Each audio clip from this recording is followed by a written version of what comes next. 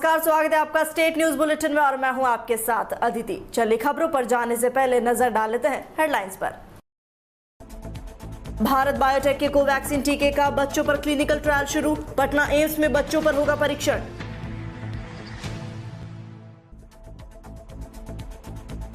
पंजाब कांग्रेस में कलह जारी। कैप्टन आर्या कल पार्टी पैनल से करेंगे मुलाकात।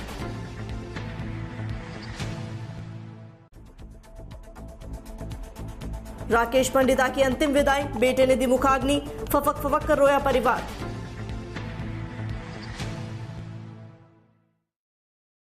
और अब खबरें विस्तार से। पटना एम्स में बच्चों पर भारत बायोटेक के टीके कोवैक्सीन का क्लिनिकल ट्रायल शुरू हो गया है। अगले एक महीने में 525 बच्चों पर इस तरह का परीक्षण किया जाना है। पटना स्थित एम्स में बच्चों पर भारत बायोटेक के कोविड-19 रोधी टीके कोवैक्सीन का क्लिनिकल ट्रायल शुरू हो गया है। अब तक 3 बच्चों पर इसका परीक्षण किया जा चुका है।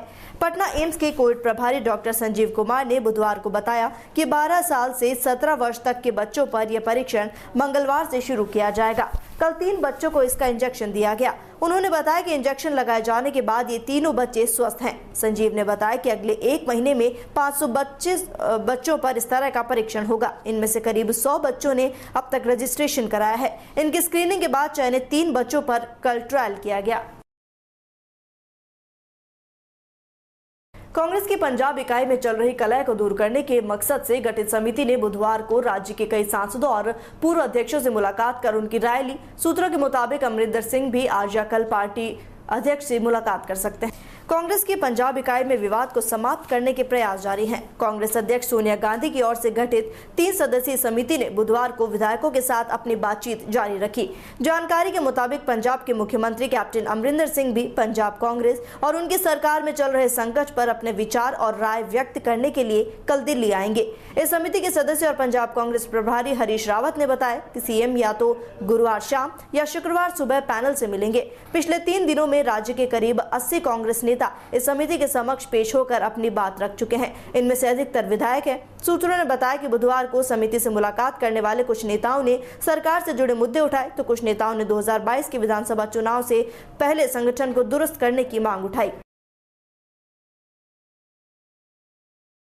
पुलवामा के त्राल में नगर पार्षद राकेश पंडिता का अंतिम संस्कार किया गया। बता दें कि बुधवार रात 3 अज्ञात आतंकवादियों ने त्राल में राकेश पंडिता की गोली मारकर हत्या कर दी थी। जम्मू कश्मीर के पुलवामा के त्राल में नगर पार्षद राकेश पंडिता का अंतिम संस्कार हुआ। राकेश पंडिता के बेटे ने कहा कि पापा ही हमारे घर में कमाने वाले थे। उनकी मम्मी हाउसवाइफ हैं और चाचा दिव्यांग। वे सरकार से चाहते हैं कि अगर ये साजिश है तो पता किया जाए कि इसके पीछे कौन थे। जम्मू कश्मीर में पुलवामा जिले के त्राल इलाके में बुधवार रात आतंकवादियों ने भाजपा के एक पार्षद की गोली मारकर हत्या कर दी थी। ये हमला उस वक्त हुआ जब पार्षद अपने एक मित्र के घर थे। पुलिस के प्रवक्ता ने बताया कि 3 आतंकियों के समूह ने रात करीब 10:15 बजे राकेश पंडिता पर अंधाधुंध गोलीबारी की। उन्होंने कहा राकेश को अस्पताल ले जाया गया जहां उनकी मौत हो गई। खबर जावाल से है, जहां नगर पालिका क्षेत्र के जैन संघ पेढ़ी ने क्षेत्र में ऑक्सीजन की कमी न हो इसके लिए मेडिकल ग्रेड के 15 ऑक्सीजन कंसंट्रेटर से ऑक्सीजन बैंक की शुरुआत करने का निर्णय किया है, जिसका उपयोग क्षेत्र के सर्व समाज के लिए किया जाएगा। इन ऑक्सीजन कंसंट्रेटर बैंक का कार्य जवाल जैन समाज और जैन मेडिकल सोसाइटी सिरोही द्वारा संयुक्त रूप से किया जाएगा। साथ ही 400 ऑक्सीमीटर की व्यवस्था भी की जाएगी ताकि जिले के निवासियों को कोरोना और अन्य बीमारी में सहायता मिल सके। जावाल संघ पेढ़ी में मंगलवार को आए कंसंट्रेटर का जावाल चिकित्सा प्रभारी डॉक्टर विक्रम सिंह ने मूल्यांकन किया। इस दौरान नगर पालिका अध्यक्ष विक्रम राणा, नगर पालिका अधिशासी अधिकारी भंवर लाल सैन, पूर्व सरपंच रामवीर सिंह, जावाल चौकी कांस्टेबल भीकाराम के साथ जैन संघ पेढ़ी में कार्यरत मुनीम जी और कर्मचारी उपस्थित रहे। खबर चूरू के सरदार शहर से है, जहां ताल मैदान में स्थित क्षेत्र का मुख्य राजकीय अस्पताल में बुधवार को विधायक कोष से स्वीकृत ऑक्सीजन प्लांट का शिलान्यास विधायक भंवरलाल शर्मा ने किया। इस अवसर पर विधायक ने कहा कि कोरोना से बचाव के लिए धन की कमी नहीं आने दी जाएगी। इस अवसर पर विधायक शर्मा ने कहा कि कोरोना से बचाव के लिए धन की कमी नहीं होगी। उन्होंने कहा 2 करोड़ से ज्यादा राशि चिकित्सकीय उपकरण और सुविधा के लिए स्वीकृत की जा चुकी है। आगे भी किसी प्रकार की कोई कमी नहीं होगी। शर्मा ने कहा कोरोना के साथ अन्य विकास कार्यों की गति बढ़ाई जा रही है। इस अवसर पर कांग्रेस नेता अनिल शर्मा ने कहा क्षेत्र के मरीजों को ऑक्सीजन के लिए इधर उधर नहीं भटकना होगा। शीघ्र ही अस्पताल में ऑक्सीजन प्लांट शुरू हो जाएगा। पालिका अध्यक्ष राजकरण चौधरी ने कहा कि विधायक शर्मा क्षेत्र के विकास के लिए तत्पर हैं, हर समय विकास की बात करते हैं। खबर झालावाड़ के डग से है, जहां ग्राम पंचायत के नवीन पंचायत भवन पर कोरोना की तीसरी लहर को रोकने के लिए कोरोना कोर ग्रुप की बैठक में सरपंच प्रतिनिधि शंभू सिंह मंडलोई और कोरोना कोर ग्रुप कमेटी अध्यक्ष पुखराजमल जैन की अध्यक्षता में संपन्न हुई। इस बैठक में डग ग्राम पंचायत के सभी आंगनबाड़ी कार्यकर्ताओं, आशा सहयोगियों सहित डग सामुदायिक स्वास्थ्य केंद्र के incharge doctor Ashok Verma, male nurse Sunita आदि उपस्थित रहे। बैठक में जैन ने उपस्थित आंगनबाड़ी कार्यकर्ताओं और सहयोगियों से आंगनवाड़ी केंद्रों पर घर घर जाकर 18 से कम आयु वर्ग के बच्चों का स्वास्थ्य परीक्षण करने को कहा। उन्होंने कहा कि कोई भी इस अभियान में न छूटे, इसके लिए उन्होंने सख्त हिदायत दी है। उपस्थित डॉक्टर वर्मा ने डग हॉस्पिटल में बच्चों के नवीन सेंटर का रिपोर्ट कार्ड पेश किया। डग सरपंच प्रतिनिधि शंभू सिंह मंडलोई द्वारा जो कार्य जनहित में कोरोना काल में किए, उसके लिए आभार जताया गया।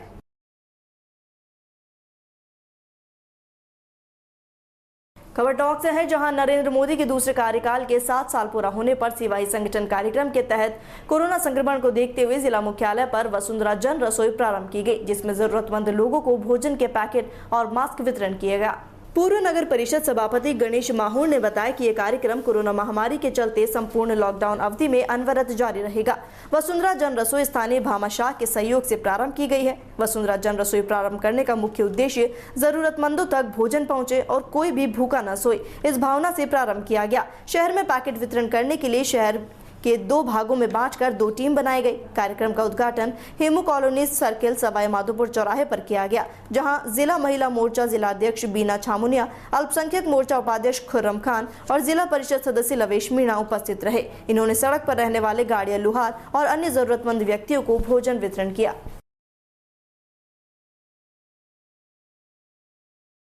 किस तरह से है और इसका क्या है? एक वो ग्रामीण क्षेत्र का बता देना, आपने भूल गया। ग्रामीण क्षेत्र किस तरह के ये प्रोग्राम चल रहा है आपके वसुंधरा रसोई?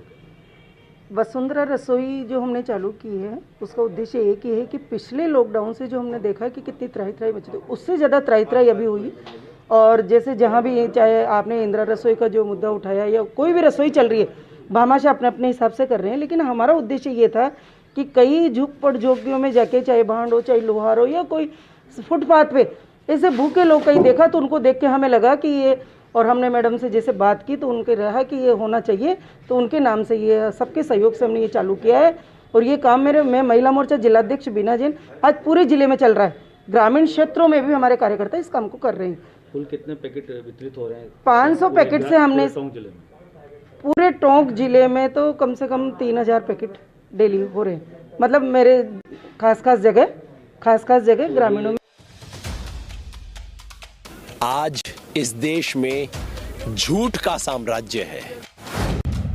मैं तुम्हारा चैनल ना देखूंगा, इनकी चैनलें बंद हो जाएंगी, झूठ का धंधा बंद हो जाएगा, और ये सब करना आपके हाथ में है। सब करना आपके हाथ में है। ये सब करना आपके हाथ में है। चैनल बदलना शुरू कर दिया। आप ठीक से लोगों की दिखा रहे हैं तो निश्चित तौर पे आपका चैनल भी जनता के बीच बढ़ेगा।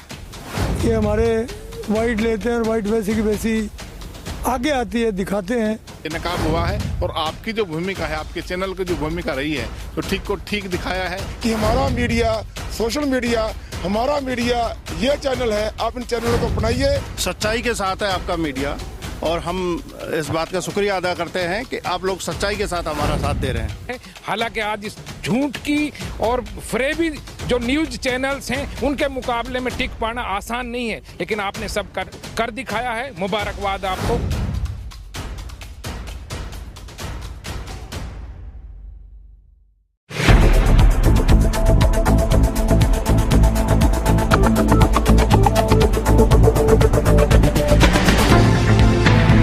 नमस्कार, स्वागत है आपका स्टेट न्यूज बुलेटिन में और मैं हूं आपके साथ अदिति। चलिए खबरों पर जाने से पहले नजर डाल लेते हैं हेडलाइंस पर। मेहुल चोकसी मामला, भारत द्वारा भेजा गया निजी विमान डोमिनिका से हुआ रवाना।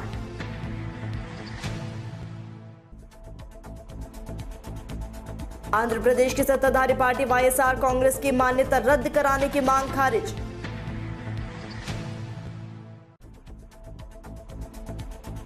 एमपी में 3000 जूनियर डॉक्टरों का सामूहिक इस्तीफा, मंत्रालय में महामंथन।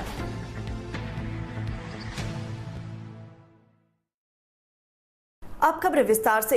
भगोड़े हीरा कारोबारी मेहुल चौकसी को डोमिनिका से वापस लाने के लिए भारत द्वारा भेजा गया विमान कतर एयरवेज का निजी विमान करीब 7 दिन बाद कैरिबियाई द्वीपीय देश से रवाना हो गया है। सार्वजनिक उड़ान आंकड़ों में ये बात सामने आई।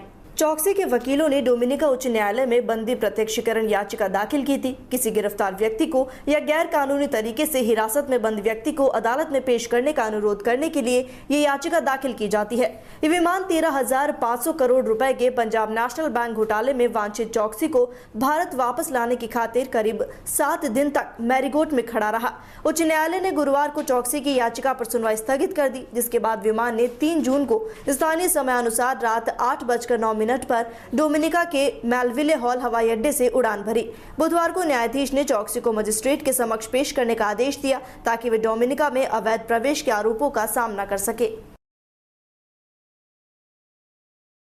दिल्ली हाईकोर्ट ने आंध्र प्रदेश के राज्य में शासित पार्टी वाईएसआर कांग्रेस की मान्यता खत्म करने की अन्ना वाईएसआर की मांग को याचिकाकर्ता की याचिका में मेरिट न होने के आधार पर खारिज कर दिया है। दिल्ली उच्च न्यायालय ने समान और संक्षिप्त शब्द वाईएसआर का इस्तेमाल करने के लिए वाईएसआर कांग्रेस पार्टी की मान्यता रद्द करने का अनुरोध करने वाली अन्ना वाईएसआर कांग्रेस की याचिका शुक्रवार को खारिज कर दी। न्यायमूर्ति प्रतीक जालान ने कहा कि याचिका सुनवाई के योग्य नहीं है। विस्तृत आदेश अभी उपलब्ध नहीं हो पाया है। अन्ना वाईएसआर कांग्रेस पार्टी ने अपनी याचिका में आंध्र प्रदेश में सत्तारूढ़ पार्टी के लेटर हेड में वाईएसआर कांग्रेस पार्टी द्वारा समान और संक्षिप्त शब्द इस्तेमाल किए जाने का विरोध किया था। अन्ना वाईएसआर ने दलील दी कि वाईएस जगन मोहन रेड्डी के नेतृत्व वाली पार्टी युवजन श्रमिक रायतु कांग्रेस पार्टी के नाम से पंजीकृत हुई। मध्य प्रदेश उच्च न्यायालय द्वारा अपनी विभिन्न मांगों को लेकर 3 दिन पहले हड़ताल पर गए प्रदेश के 6 सरकारी मेडिकल कॉलेज के जूनियर डॉक्टरों ने 24 घंटे में काम पर वापस लौटने के बृहस्पतिवार को दिए आदेश के कुछ ही घंटों बाद करीब 3,000 जूनियर डॉक्टरों ने सामूहिक इस्तीफा दे दिया है।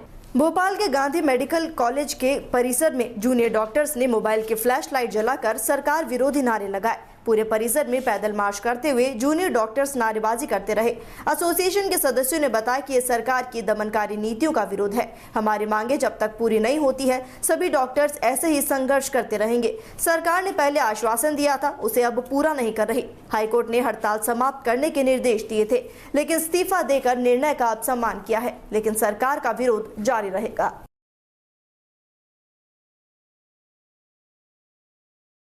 खबर जयपुर से है, जहां जोटवाड़ा थाना पुलिस के स्पेशल टीम के सदस्य मालीराम और बलराम ने मिसाल पेश की है। मात्र 2 घंटे में गुमशुदा बच्चों को अपने परिजनों से मिलवाया। जयपुर डीसीपी वेस्ट प्रदीप मोहन शर्मा ने बताया कि 3 जून को परिवादी अवसाद निवासी उदयनगर झोटवाड़ा ने थाने पर इतला दी कि उनका बच्चा आमीन उम्र 5 साल और पड़ोसी का बच्चा मोहम्मद अहद उम्र 6 साल जो मकान के सामने गली में खेल रहे थे, सुबह 8 या 9 बजे खेलते खेलते कहीं चले गए, जिनकी उन लोगों ने तलाश की लेकिन कोई पता नहीं चल पाया। वारदात की गंभीरता को देखते हुए बच्चे की तलाश हेतु झोटवाड़ा थाना अधिकारी विक्रम सिंह के नेतृत्व में स्पेशल टीम के सदस्य बलराम, मालीराम और थाने से चेतक और सिग्मा का जाब्ता अलग अलग सभी की टीम गठित की गई। गठित टीम के सदस्य द्वारा कड़ी मेहनत और लगन से गुमशुदा बच्चों के हुलिया और फोटो के आधार पर आसपास के CCTV फुटेज खंगाले गए, जिसमें संजय नगर तिराहे के पास खराब खड़ी पुरानी कार में दोनों बच्चे खेलते समय कार के अंदर प्रवेश कर गए और कार का अंदर का फाटक नहीं खुलने से अंदर ही बेहोशी की स्थिति में होने के चलते बाहर नहीं निकल पाए, जिससे दोनों बच्चों को किसी ने कार के अंदर नहीं देखा। स्पेशल टीम के सदस्यों ने कड़ी मेहनत और लगन से मुखबिर की मदद लेते हुए दोनों बच्चों को दस्तयाब किया और मौके पर गुमशुदा बच्चों के परिजनों को बुलाकर पहचान करवाई। इसके बाद सकुशल परिजनों को सुपुर्द किया गया। कॉलोनी निवासियों ने थानाधिकारी विक्रम सिंह और समस्त टीम का धन्यवाद किया। खबर सूरतगढ़ से है, जहां नगरपालिका ने शहर को बदसूरतगढ़ बना दिया है। 135 करोड़ के बजट वाली नगरपालिका शहर में सीवरेज का कार्य करवाते हैं, लेकिन सीवरेज दबाने के बाद उसे सही तरीके से मिट्टी भरकर मजबूत किया या नहीं, ये कोई नहीं देखता। ऐसे में इसका खामियाजा आमजन भुगत रही है। करीब 15 दिन पहले नगरपालिका कार्यालय की नाक के नीचे नगरपालिका ने सीवरेज दबाने का कार्य किया। उसके बाद संबंधित अधिकारियों ने या वार्ड पार्षद ने ये जानने की जहमत नहीं उठाई कि खोदी गई सड़क को ठीक से रिपेयर किया गया या नहीं। इसका खामियाजा चोपड़ा धर्मशाला के सामने से गुजर रहे सामान से भरी एक पिकअप जीप सड़क टूटी होने के चलते साइड से निकल रही थी। मिट्टी पोली होने के चलते एक टायर मिट्टी में धंस गया। गनीमत रही कि पिकअप पलटी नहीं, वरना बड़ा नुकसान हो सकता था। वार्ड निवासी मुरलीधर पारिक ने बताया कि इस बारे में बहुत बार नगरपालिका प्रशासन का ध्यान इस ओर आकर्षित किया गया, लेकिन कोई सुनवाई नहीं हो रही। बरसात होने के चलते सीवरेज वाले स्थान में पानी घुसा और मिट्टी नीचे धंस गई, जिससे बड़े बड़े गड्ढे हो चुके हैं। न गड्ढों को भरा गया है और न ही उसके ऊपर इंटरलॉकिंग या अन्य कोई दूसरी सड़क बनाई गई, जिसका खामियाजा शहर वासियों को भुगतना पड़ रहा है। सूरतगढ़ शहर में पिछले 2 सालों से सीवरेज का कार्य चल रहा है। जगह जगह खड्डे खोद रखे हैं, आए दिन दुर्घटनाएं होती रहती है। नगरपालिका प्रशासन सीवरेज के अधिकारियों को कई बार अवगत करवा दिया गया है, लेकिन कोई सुनाई नहीं हो रही। इससे बड़ा नुकसान हो रहा है। खबर झुंझुनू के उदयपुर वाटी से है, जहां चिराना के श्याम अखंड ज्योत सेवा समिति के कार्यकर्ताओं ने बाबा श्याम की प्रेरणा से जरूरतमंद परिवारों को ताज़ा भोजन पैकेट पहुंचाने का निर्णय किया, जिसके तहत वे जरूरतमंद परिवारों को भोजन बांट रहे हैं। उदयपुर वाटी के निकटवर्ती ग्राम चिराना में कोरोना महामारी के प्रकोप के चलते लॉकडाउन लगा, जिसमें सब कुछ बंद हो गया। मजदूर वर्ग के लोगों पर रोजी रोटी का संकट आ गया। ऐसे में परिवारों को जिसमें रोज खाने का संकट छाया, उनकी सेवा करने हेतु चिराना के श्री श्याम अखंड ज्योत सेवा समिति के कार्यकर्ताओं ने बाबा श्याम की प्रेरणा से जरूरतमंद परिवारों को ताजा भोजन पहुंचाने का निर्णय किया और भोजन वितरित कर रहे हैं, जिसमें जितेंद्र सैन ने बताया कि शनिवार को लगभग 214, रविवार को 264, सोमवार को 280, मंगलवार को 340, बुधवार को 365 भोजन के पैकेट जरूरतमंदों को वितरित किए गए। जरूरतमंद व्यक्तियों की भोजन की व्यवस्था आगे भी जारी रहेगी। खबर 12 से है, जहां प्रदेश के खनन और गौपालन मंत्री प्रमोद जैन भाया ने आज केलवाड़ा कस्बे का दौरा किया। इस दौरान केलवाड़ा सामुदायिक स्वास्थ्य केंद्र का निरीक्षण किया, सुविधाओं का जायजा लिया और सभी व्यवस्था दुरुस्त करने को कहा। मौके पर चिकित्सा प्रभारी राजेश राजावत ने चिकित्सालय परिसर में इंटरलॉकिंग और बाउंड्री वॉल, ओपीडी भवन निर्माण की मांग रखी, जिस पर खनन और गौपालन मंत्री ने अपनी सहमति जताई। साथ ही चिकित्सालय की व्यवस्थाएं देखकर सभी चिकित्सकों की भी प्रशंसा की। सामुदायिक स्वास्थ्य केंद्र के निरीक्षण के बाद सीतावाड़ी में स्थित कोविड केयर सेंटर का निरीक्षण किया। कोविड सेंटर पर प्रदान की जाने वाली सुविधाओं के बारे में चिकित्सकों से चर्चाएं की। इस दौरान कोविड सेंटर में भर्ती मरीज से कुशलक्षेम पूछकर व्यवस्थाओं के बारे में जानकारी ली। कोविड सेंटर के लिए कस्बे सहित क्षेत्र के भामाशाहों ने जो सुविधाएं मुहैया कराई है, उन समस्त भामाशाहों की मंत्री भाया ने प्रशंसा कर धन्यवाद दिया। कोविड में जो दूसरी लहर, पहली लहर हो, दूसरी लहर हो, यहाँ का जो हमारे उपखंड अधिकारी हैं और डॉक्टर्स हैं, इन सब लोगों ने मिलकर अच्छी व्यवस्था यहाँ पे की है। पहली लहर में भी यहाँ काफ़ी मरीजों को राहत मिली और दूसरी लहर में भी बहुत ही, जैसा भी एक पेशेंट के परिजन मुझे मिले, उन्होंने बताया कि जब मुझे वहाँ लेके गए, वहाँ बेड नहीं मिला, तो मैंने आगे यहाँ एडमिट कराया और यहीं पे मेरा बच्चा बिल्कुल स्वस्थ हुआ। तो निश्चित रूप से इन लोगों ने अच्छा काम किया और भामाशाहों ने भी यहाँ मदद की, तो उनकी भी अच्छी भावनाओं की मैं इस मौके पर अनुमोदना करता हूँ। और जो तीसरी लहर की जो बात है, निश्चित रूप से कल ही एक अखबार में पढ़ा कि भाई इंग्लैंड में तीसरी लहर के भी सिम्टम्स मरीज पाए जाने लगे हैं। तो संभावना तो है, संभावनाओं को मद्देनजर रखते हुए हमारे लोकप्रिय मुख्यमंत्री जी और चिकित्सा मंत्री जी बहुत ही इसके लिए गंभीर हैं और जो उनका सोच है कि मेडिकल कॉलेज के साथ साथ जिला चिकित्सालय, उप जिला चिकित्सालय, सामुदायिक स्वास्थ्य केंद्र, पीएचसी, सभी में नीचे स्तर तक जितना मेडिकल सेक्टर को मजबूत किया जा सके वो करने का इसकी पूरी रणनीति उन्होंने तैयार की है और उसको क्रियान्वित भी किया जाना शुरू हो गया है। इसी उसमें किशनगंज जो इसी विधानसभा का पार्ट है, किशनगंज को जो सामुदायिक स्वास्थ्य केंद्र है उसको मॉडर्न सामुदायिक स्वास्थ्य केंद्र बनाया जा रहा है। वहाँ बेड भी बढ़ेंगे और मेडिकल के वार्ड का भी निर्माण होगा। मैंने अभी यहाँ के जो इंचार्ज हैं उनसे जो चर्चा की, उनने कुछ जो केलवाड़ा के लिए जो बातें बताई है, निर्मला जी, हम मिलकर इसको भी पूरा करेंगे। एक तो वार्ड का के लिए नए कमरों का निर्माण का कार्य है, उनका एक बाउंड्री का कार्य है, जो कार्य बताया है।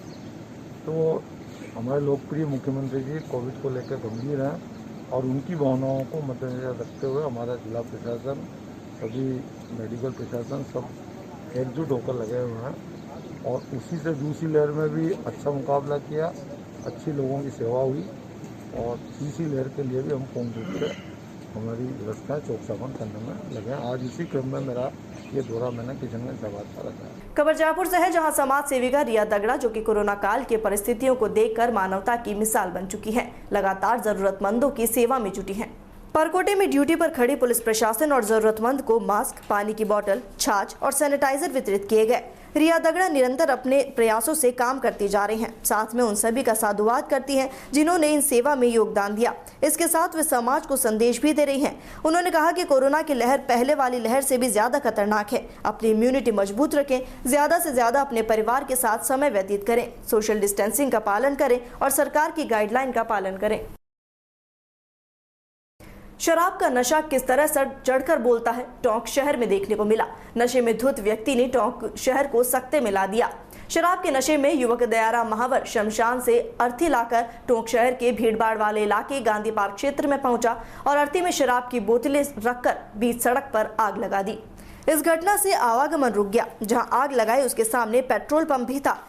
युवक की हरकत देखकर स्थानीय लोगों ने पुरानी टोंक थाना पुलिस को सूचना दी और पुलिस मौके पर पहुंची। वहीं दमकल की मदद से आग को बुझाया गया। हालांकि पुलिस से जब इस मामले में जानकारी लेनी चाहिए तो पुलिस कैमरे के सामने आने से बचती रही। वर्तमान में कोरोना के चलते शहर में कर्फ्यू लगा है, फिर भी ऐसी घटना हुई। शमशान से अर्थी लाकर शहर के बीचों बीच स्थित गांधी पार्क क्षेत्र में पहुंचा एक युवक और उस अर्थी में शराब की बोतलें रखाकर आग लगा दी जाए, ये जांच का विषय है। आग लगाने के बाद स्थानीय लोगों ने आग बुझाई। मीडिया के कैमरे मौके पर पहुंचने के बाद पुलिस ने दमकल को बुलाकर आग पर काबू पाया। तो वहीं अब पुलिस डैमेज कंट्रोल में लगी है।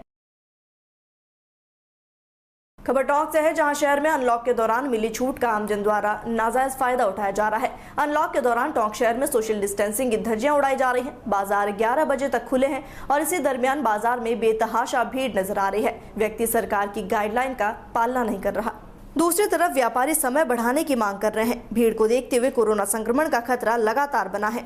ज्ञात रहे कि दूसरी लहर में कोरोना संक्रमण की दर कम होने के बाद सरकार ने अनलॉक किया, लेकिन कोरोना के इस काल में लोगों की लापरवाही लगातार देखने को मिल रही है। तीसरी लहर में बच्चों को बचाने के लिए सरकारी गाइडलाइन का पालन करना बेहद जरूरी है, लेकिन वर्तमान में भीड़ को देखते हुए ये संभव हो पाएगा या नहीं, भविष्य की गर्त में है। जिस तरह से लोगों द्वारा लापरवाही बरती जा रही है, उससे कोरोना का खतरा लगातार बन रहा है। आमजन से डीपी के न्यूज अपील करता है कि वह सोशल डिस्टेंसिंग की पालना करें, मास्क लगाएं और बार बार हाथ धोएं। खबर झालावाड़ से है, जहां पगारिया पुलिस ने गुरुवार को नाकाबंदी के दौरान बड़ी कार्रवाई करते हुए ठीकरिया तिराहे से एक ब्रेजा गाड़ी से 2 युवकों की तलाशी में एक देसी पिस्टल और 5 जिंदा कारतूस बरामद किए, साथ ही एक धारदार चाकू बरामद किया। थानाधिकारी रामप्रसाद सहरिया ने बताया कि एसपी किरण कंग सिद्धू के निर्देशन पर अवैध गतिविधियों की रोकथाम के लिए चलाए जा रहे अभियान के तहत ठीकरिया तिराहे पर नाकाबंदी की जा रही थी। करावन की ओर से आ रही एक ब्रेजा कार को रुकवाकर पूछताछ की गई तो चालक मदन सिंह घबराया। इस पर तलाशी लेने के पास उसके पास से एक देसी पिस्टल बरामद हुई। साथ ही धीरज सिंह की तलाशी, उसके पास से 5 जिंदा कारतूस और एक धारदार चाकू बरामद किया गया। पुलिस ने पिस्तौल, कार और चाकू के साथ ही दोनों को गिरफ्तार कर मामला दर्ज किया। आज दिनांक 3/6/2021 को भवन मंडी रोड पर ठीकरिया तिराहे पर नाकाबंदी चल रही थी, तो दोहरा नाकाबंदी भवन मंडी की तरफ से एक ब्रेजा कार जिसके नंबर MP09 WE4733 आई, जिसको रोककर चेक किया तो उसमें 2 व्यक्ति बैठे हुए थे। चालक को बाहर निकाल कर नाम पता पूछा तो उसने अपना नाम लाल सिंह था। खबर नागौर के मकराना से है, जहां युवा हिंदू गौरक्षा सेवा समिति द्वारा भीषण गर्मी को देखते हुए पुलिस थाना परिसर में पक्षियों के लिए परिंदे लगाए गए। इन परिंदों में प्रतिदिन पक्षियों के लिए जल भरने की जिम्मेदारी भी ली। मकराना की युवा हिंदू गौरक्षा सेवा समिति द्वारा गुरुवार को भीषण गर्मी को देखते हुए पुलिस थाना परिसर में पक्षियों के लिए परिंदे लगाए गए। इस दौरान समिति के सदस्यों ने थानाधिकारी रोशनलाल के हाथों से पुलिस थाना परिसर तथा राजकीय आवास में 10 परिंदे लगाए। इन्हें इन परिंदों में प्रतिदिन पक्षियों के लिए जल भरने की जिम्मेदारी दी गई। इस मौके पर थानाधिकारी ने युवा हिंदू गौरक्षा समिति के कार्यों की प्रशंसा की और आभार जताया। खबर बालेसर से है, जहां पुलिस ने चोर गिरोह का पर्दाफाश करते हुए 2 आरोपियों को गिरफ्तार कर 3 मोटरसाइकिल और 7 मोबाइल बरामद किए हैं। आरोपियों से पूछताछ में और भी वारदातों के खुलासा होने की संभावना जताई गई। थानाधिकारी दीप सिंह भाटी ने बताया कि 31 मई को रात को समानाड़ा पत्थर खनन क्षेत्र में एक मोटरसाइकिल चोरी होने पर नागौर जिला निवासी हरि सिंह ने मोटरसाइकिल चोरी का मामला दर्ज किया। इस मामले में गठित टीम ने सीसीटीवी फुटेज और तकनीकी आधार पर शेरगढ़ थाना अंतर्गत गड़ा गांव निवासी सोहननाथ पुत्र बाबूनाथ एवं दीनानाथ पुत्र गड्ढा नाथ जोगी और उसके साथ 2 सहयोगी बालकों को संरक्षण में लेकर पूछताछ की। इन्होंने अलग अलग जगह से मोटरसाइकिल और मोबाइल चोरी की वारदात करना स्वीकार किया। पुलिस ने दोनों मुख्य आरोपियों को गिरफ्तार कर पूछताछ कर उसकी निशानदेही पर चोरी की गई 3 मोटरसाइकिल और 7 मोबाइल फोन जब्त किए।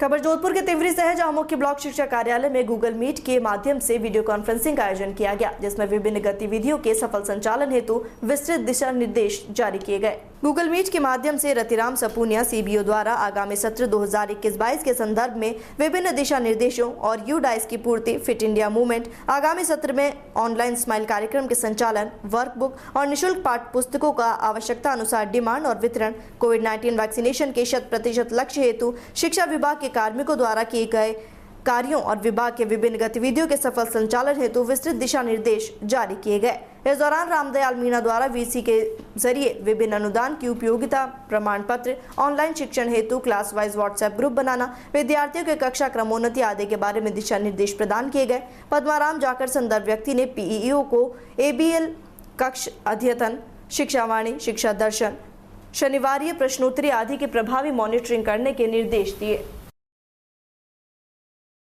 ब्लॉक तिवरी के समस्त पीओ की आज वर्चुअल मीटिंग ली गई, जिसके अंदर नए सत्र का आगाज पूरे जोश और उमंग के साथ किया जाए, इसके बारे में निर्देशित किया गया। साथ में राज्य सरकार की डिजिटल योजना स्माइल कार्यक्रम को किस प्रकार और प्रभावी बनाया जा सके, साथ में फिट इंडिया मूवमेंट, यूडाइस और शाला दर्पण पोर्टल पर क्रमोन्नत स्कूल बच्चों का अगली कक्षा के अंदर प्रमोट करके आगे की क्लासों के लिए निःशुल्क पाठ्य पुस्तक, वर्कबुक, इन सभी के बारे में विस्तार से सभी पीओ को अवगत करवाया गया। और इसी के साथ फिलहाल स्टेट न्यूज बुलेटिन में इतना ही। देश और दुनिया की तमाम खबरों के लिए बने रहिए डीपीके न्यूज के साथ। नमस्कार।